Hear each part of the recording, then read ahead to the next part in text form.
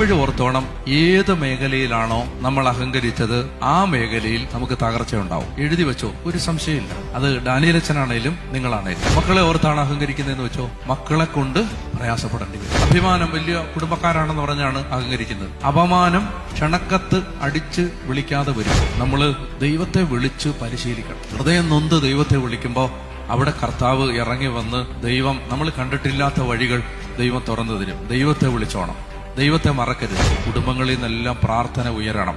അങ്ങനെയുള്ള കുടുംബങ്ങൾ നശിച്ചു പോകത്തില്ല. ദൈവം കാത്തെങ്കിലേ ഉള്ളൂ, ദൈവം കാത്തെങ്കിലേ ഉള്ളൂ. ഏത് സമയത്ത് എന്ത് സംഭവിക്കാം ആർക്കും. അതുപോലത്തെ ഒരു നാടായിട്ട് ഇത് മാറി. നിങ്ങൾ കാണാത്ത ഒരു ലോകമുണ്ട് സ്കൂളിലൊക്കെ.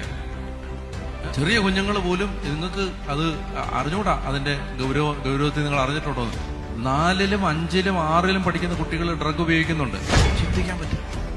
ഞാൻ പറയുന്നത് മനുഷ്യർക്ക് മാനുഷിക ബലഹീനതകളുണ്ട്, എല്ലാവർക്കും ഉണ്ട്. എന്നാൽ ഇത് അതല്ല. ഇത് നമ്മൾ ചിന്തിക്കുന്നതിന് അപ്പുറത്തൊരു ലോകത്തിലേക്ക് ഇവരെല്ലാം പോയി കഴിഞ്ഞു. ദൈവത്തെ വിളിച്ചോണം. അവസാന കാലം അടുത്തോണ്ടിരിക്കുന്നു.